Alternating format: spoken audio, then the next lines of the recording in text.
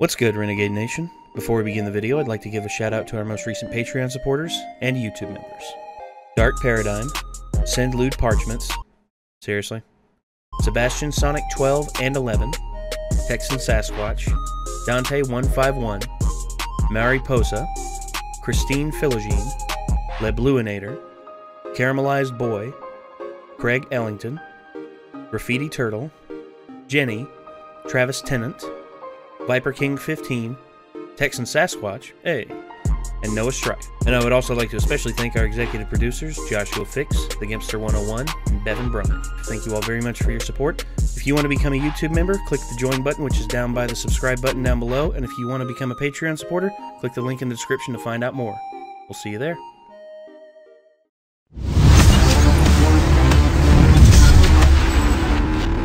You know, the passing of the mantle of Captain America is something that I've known was going to happen for a long time because Chris Evans, I believe, was 28 when he started playing Captain America, way back in 2008, 2009. And now that Avengers Endgame came and went, and now Steve... he's like 98. Well, and also the fact that Steve has lived Steve has lived a full life and has had so much good happen for him, and the fact that him and Peggy finally had their dance. If out of all the things out of Endgame in terms of like the soldier finally coming home and having, you know, being able to rest, that I was happy about that. But also the passing of the mantle to Falcon, who, you know, Sam is a great character all in his own right. He's fleshed out as Falcon, and plus his camaraderie and a little bit of a rivalry thing that he had with Bucky, the Winter Soldier, has fed into their partnership.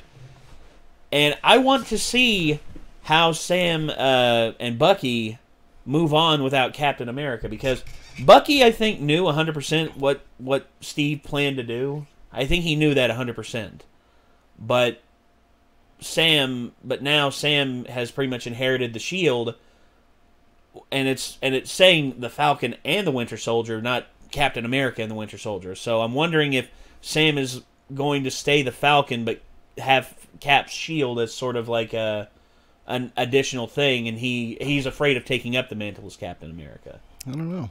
Because I know the Winter Soldier's not going to do it, because I think Bucky, where he has been such a sleeper agent for foreign forces, for him it would not be right to take up the mantle. Whereas Don't Sam know if they're is gonna more than willing. go a political route where they kind of are like, well, America's not really, you know, like the symbolism that we want to portray anymore because people don't really like America as much as they used to. So. Well, the hatred of the country, like in all honesty, the fact that people don't like the people running this country, I agree with that 100%. I do not like politicians. I hate politicians. Most politicians, I mean, honestly, what do you call 1,000 politicians chained together at the bottom of the ocean?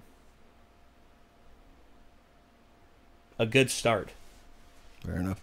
So, yeah, I mean, I feel like they've gotten worse. Like, at least like when we were kids, they seemed like politicians. Well, now we get the choice between like old men who sniff little girls and fucking angry celebrity, like, cotton-haired orange guys, shitheads who solicit hookers even though they got a very, very attractive wife already. Yep. Like, there's no good choices at all. No, there isn't. But what are you gonna do? This whole thing, this whole rigmarole that that America is in right now, I hope that we eventually get over it and we're able to understand, hey, America's not perfect, but the people within this country, if we talk to each other, if we're able to actually like work together, maybe some good can come of it. Maybe. But we got this queued up here. Let's get it up on screen. This is Captain America, or the Falcon and the Winter Soldier. Here we go.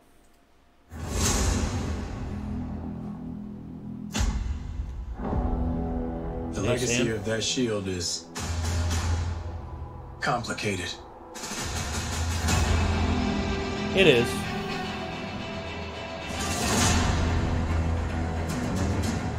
The world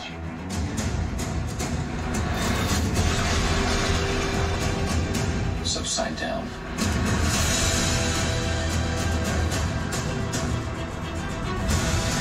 People need something to get behind.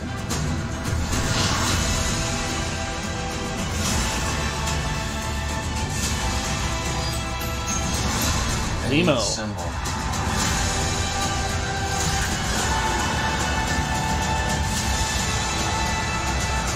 So what's our plan?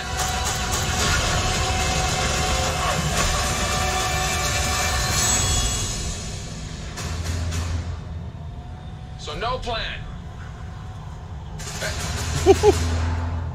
Great.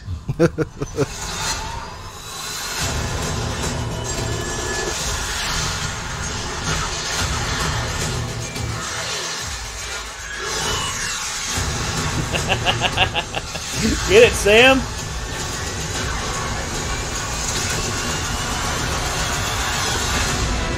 Well, I want the guys who make Ace Combat to get the rights to make a Falcon game. Yes. Yes. What's going on in that cyborg brain of yours? You don't want to know. Oh, yeah, I can see it working. Gears turning. Oh, they're malfunctioning. They're on fire. Hell yeah. Okay, so... what, March? Okay. So yeah, it was March. At least they're giving us time to watch the series in between each of the series. So. That's good.